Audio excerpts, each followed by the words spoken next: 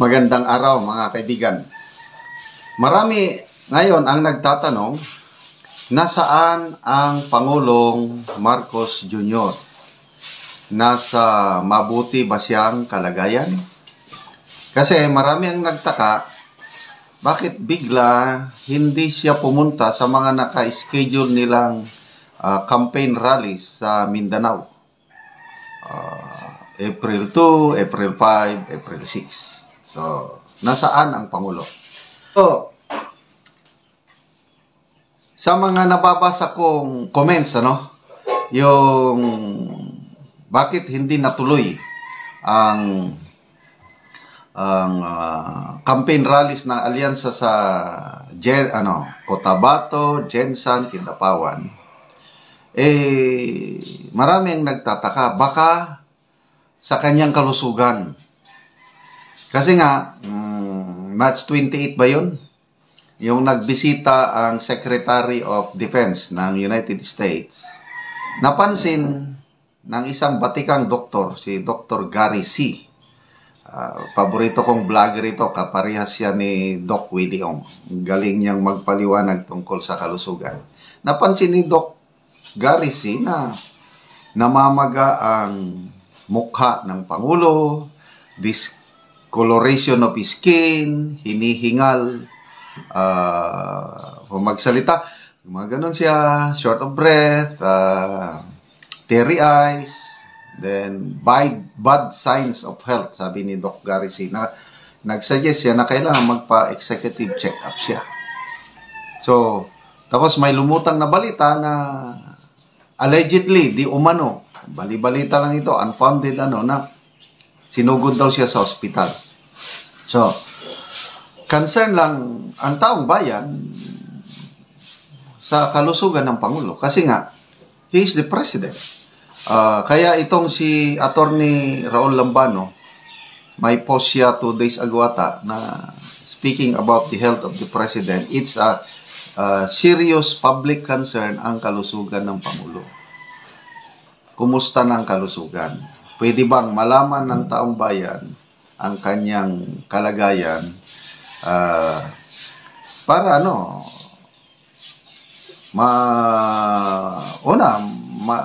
may desal, may post nga akong nabasa na pray for him.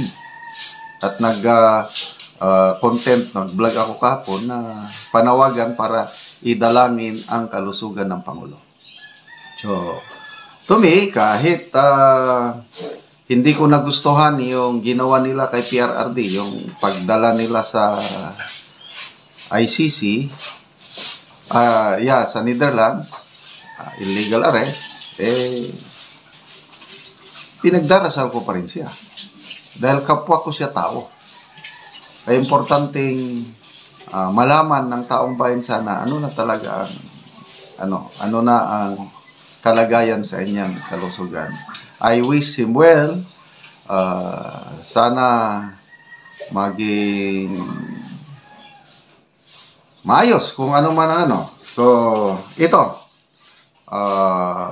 Ang dami ng mga topics o content ngayon, usap-usapan sa social media, bakit hindi itinuloy ang campaign rally sa Mindanao. Dalawa, yung haka-haka, natakot. Sandali, mag-inom lang tayo. Natakot sila sa gagawin ng taga Mindanao. Sana, yun lang ang rason. Kasi nagpaliwanag si Governor Tamayo ng South Cotabato na sobrang busy daw ang Pangulo at ang alyansa sa sobrang busy. So anong klaseng ka-busy? Tapos may nabasa akong comments sa Osamis City, nandun pala sina Senator Soto. I don't know kung sinong mga kasamahan niya.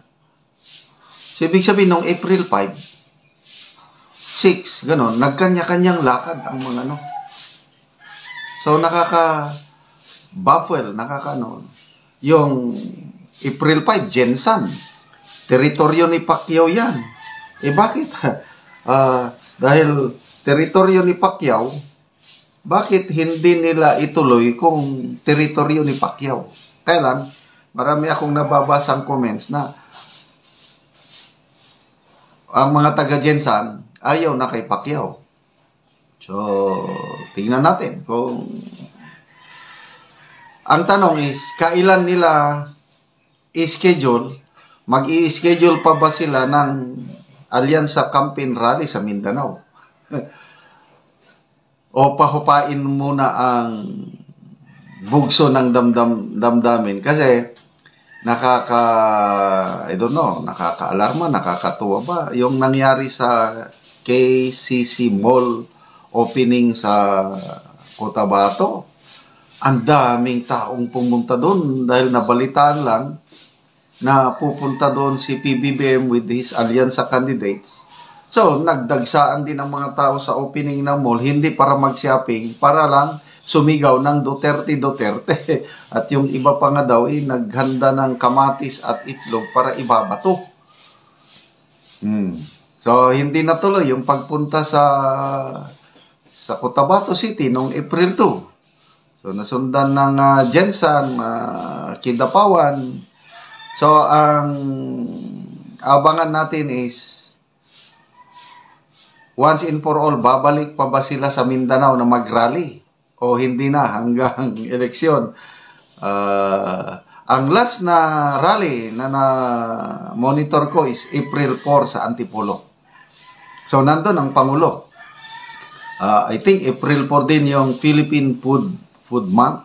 Parang tungkol sa pagkain. So, yun ang huling nakita ko, research ko, na activity ng Pangulo. So, 5 and 6, wala. So, ngayon, sinerch ko, wala rin. So, kaya, yun na nga ang tanong, nasaan ang Pangulo? Sana nasa mabuti siyang kalagayan. Okay!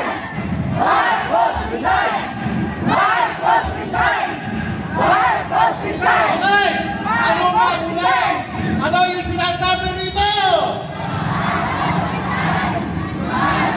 Okay!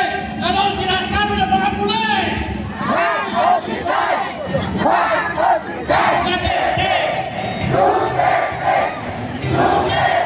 Okay, let's blow the candle! 1, 2, 3! Kalakpakan na buhay mga Duterte! Maraming po salamat at kayo naman po.